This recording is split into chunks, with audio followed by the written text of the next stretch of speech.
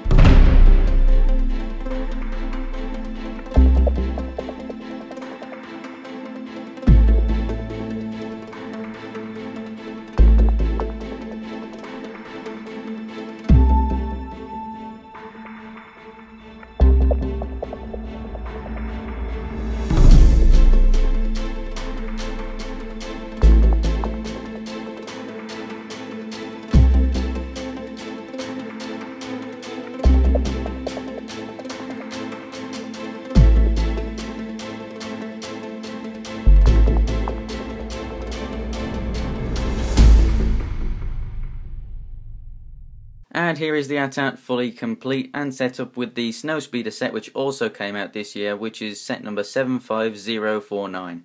And just real quick, as they are supposed to be bought together really, I will show you just how much they can be used together. So obviously this Snowspeeder set does actually come with a snowtrooper itself and this little cannon, so you can set up a little bit of a diorama, so you can build up a little bit more of your snowtrooper army whilst getting some snowspeeders. Now that is the same snowtrooper that comes with this set, but I will show them in a second.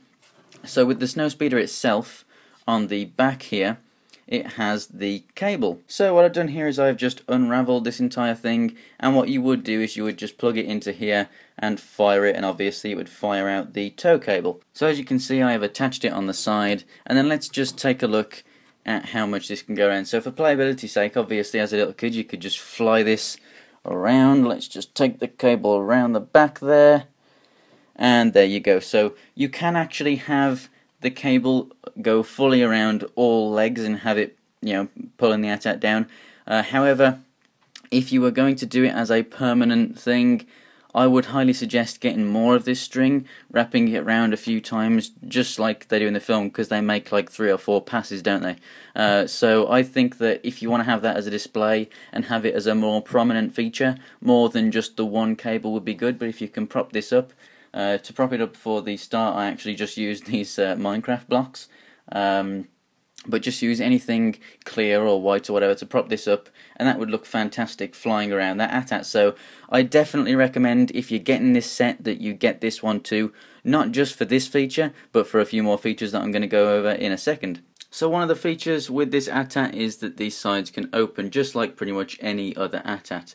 So this flap opens, and then inside we can see. So I'm just going to push the other flap open so that we get a bit more light coming through here. So there you can see the 3 snowtroopers that come with this set, one of them being the commander and the other 2 being standard snowtroopers. So we're going to do the comparisons between those and with older snowtroopers in a second, but this is just to show you that you can store all of them inside. Now another feature that's within here is a trap door.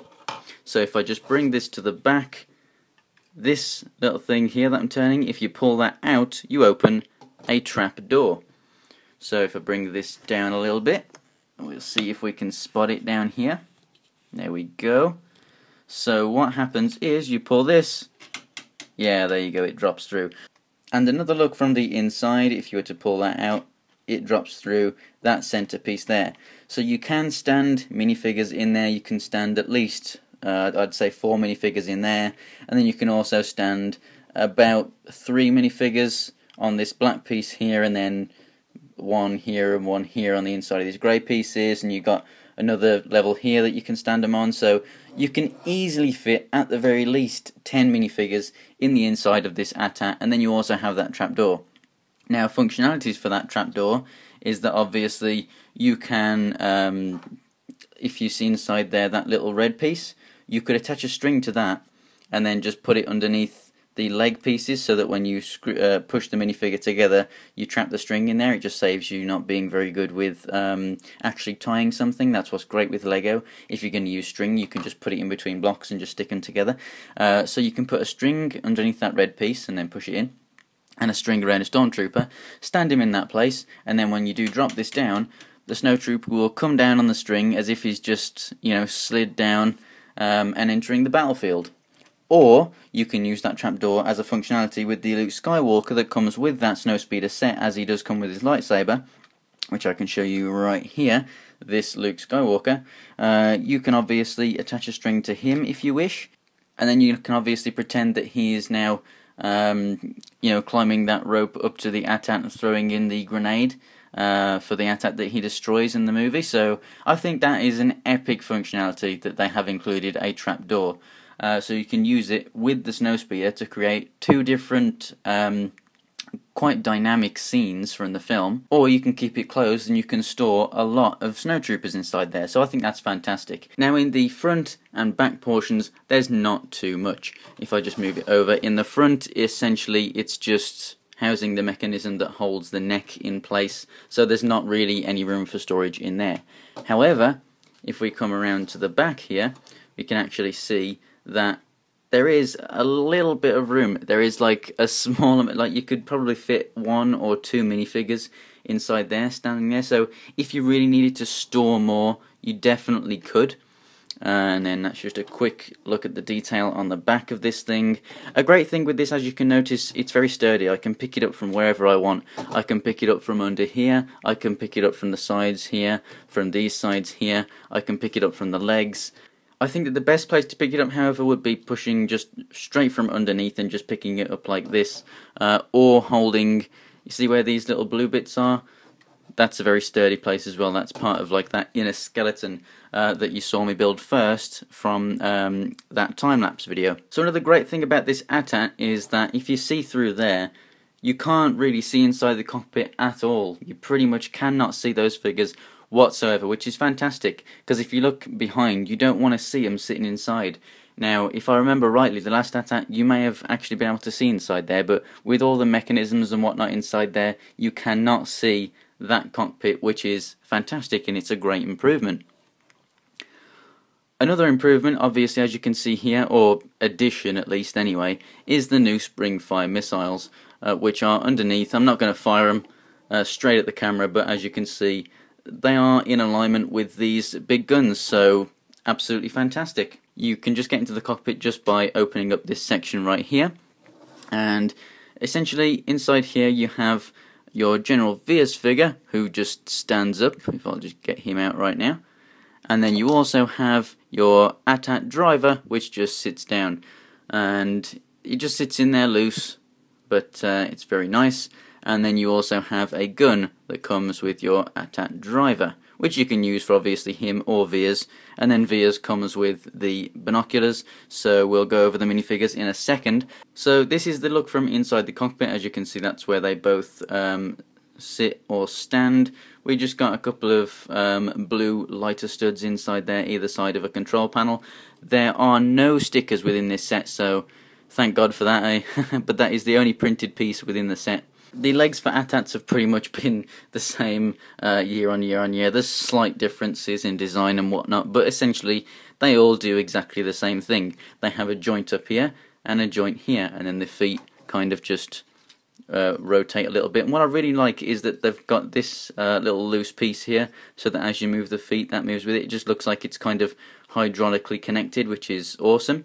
So as you can see, that is the standard AT-AT walking pose. The legs move up the top here quite a lot, and then at the knee here quite a lot. So you can get a really nice amount of articulation out of this thing. If you do actually want to see a picture of it being taken down, so actually lying on the ground as if a Snowspeeder has already taken one of these things down, go ahead and check out my Instagram. I'm Homerino123, so you can go on www.instagram/Homerino123 and check out that picture there. These minifigures in the middle are the ones that come with the set, and things around it are things that I'm going to be comparing them with and suggesting that you pick up.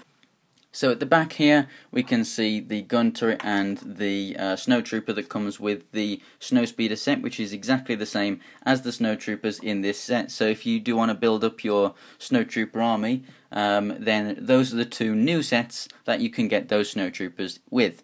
Now, an older set is the Snowtrooper Battle Pack, which I think was number 8084 or 8085, something like that. It came out a few years ago, and you can get them real cheap now. I actually picked up 5 of these battle packs, where you get an AT-AT driver, 2 snowtroopers, one with a smaller rifle and one with the larger rifle, and then you also get one of these guys. I can't remember what they were called, just whether it's a commander or whatever, I don't know. But yeah, I mean, you get this little station as well. Basically the battle pack is mainly for the minifigures and the speeder, really. This is just a nice little thing that you can add to any diorama in Hoth, which is fantastic, and you can get them really cheap. I have 5 of these battle packs, and then I also have an extra 3 of the older snowtroopers. So I was trying to build up a little Hoth display. And I definitely recommend that you pick these up if you are going to do any serious kinds of army building. Yes, the new Snowtroopers are better, which I will show you in a second. However, I do feel that it's still a very cheap and very easy way of building up your army. Let's take a look at the Snowtroopers then. This is the old one in my right hand, and this is the new one in my left hand. As you can see, they have the same leg pieces. The new one has the grey hands instead of this one having the white. Like I said, in the battle pack, the older one, you also get one with the longer rifle. And then the torsos, as you can see, there are slight changes there. Nothing too drastic. I think this still looks really very nice, and this also looks really very nice. So whichever one you like best, it doesn't really matter too much in my opinion. But obviously the major difference is with the helmet and the headpiece. Now this has the backpack connected to the headpiece, so you cannot rotate the head whilst it's on. With the new one, you can rotate the head, as you can see. Another big difference is the fact that he actually comes with a head instead of just a black head. Now, a lot of people have complained with the fact that after the Battle of Camino, which is something that's not in the movies, of course, which was actually where the Empire destroyed the cloning facilities and whatnot because there were clones being created that were, essentially kind of a rebellion fighting the Empire. After that they started off just recruiting normal people, normal recruits, and didn't clone people anymore. So therefore, why should they have a cloned face? But I find that perfectly fine. It's a Lego figure, it's just a head, it doesn't matter too much, and you're going to have a helmet over it anyway. So another difference is this backpack, obviously, which enables the head to move because it's separate. This is the Snowtrooper Commander, which also comes with the set, and that essentially is just what it looks like underneath. It's just that you see this little tiny red dot there. On the back of these normal guys, it's just grey. And then over here, the only difference is the fact that they do actually have their white belt and the white gloves, and they have their little medals on there. So that is the differences between the Snowtrooper Commander and the Snowtrooper that comes within this set, and also the differences between the new and old version of the Snowtrooper. So if we now take a look at General Veers, and then just the... I don't have an older General Veers, but this is the guy that comes in the other battle pack. So as you can see, they've gone for a slightly different colour, which I think is absolutely fine. I think that as a character that's going to stand out, as to be different to these guys, I really do like this design. And then here is the back printing. As you can see, it's just much more elaborate, and he has a very nice head print there. That is not double-sided. If we take a look at the AT-AT driver, he also has a normal head. However, I do prefer the older ones because this is an accurate representation of the ones from the film, whereas this just isn't. However, as you can see, it does have leg printing on here, which this one does not. And I just generally like the more updated design on the torso there than this one. I just wish that it had the colours of this one, because this is obviously the accurate version. And then there is the back printing. Again, you've got the tubes that go to the back of the helmet, which is fantastic, which I really do wish that they actually did some back printing on the head there to make it look like the tubes were carrying on through to the helmet, which would look fantastic. But overall, I do like the fact that they have updated this, even if it's not in a colour that I particularly like. It does look very, very good in comparison to this one, which looks very outdated. So overall, do I think that you should get this thing? I definitely think that you should get this thing over any other AT-AT. I think it is the best version. I think it comes with great minifigures for army building, and it obviously has great functionality with the different dioramas, you know, with the articulation of the legs, so you can have it down. You've got the spring-loaded missiles in there. You've got the opening flaps so you can store people inside. You can open up the trapdoor so you can have Luke Skywalker going inside just like he did from the movie and throwing the grenade in there and destroying it that way. You can wrap the tow cable from the Snowspeeder around it. There's so many different things that you can do by combining those two sets. I think it's one of the best combinations of sets that LEGO have ever created. If you have previous versions of Snowspeeders and AT-ATs, then I would definitely recommend that you pass on this, because it's going to be worth a lot of money, and it just might not be worth that much to you to go ahead and spend more. Unless you're army building, or unless you're creating some kind of diorama, you're going to definitely want this thing. But if it's just like, for example, if your kid or something has one already, then they're just not going to need another one anytime soon. So I wouldn't worry about picking this up in that case. So if you are going to be army building your snowtroopers for this kind of Hoth scene, then like I said, I definitely recommend picking up the older snowtrooper battle packs. So thanks for watching, guys. Like I said, if you want to check out the picture of the AT-AT kind of fallen down, go ahead and check out my Instagram. It's also on my Twitter too, and you can find links to those on the homepage of my channel. And there'll also be a link in the description to the Snowspeeder review, because I have already reviewed that. If you like these LEGO Star Wars videos, I also have an A-Wing, a Millennium Falcon, a Y-Wing, and an X-Wing to get reviewed, so if you want to see those sooner rather than later, go ahead and click on that like button and subscribe. So thanks for watching, guys, and I'll see you next time.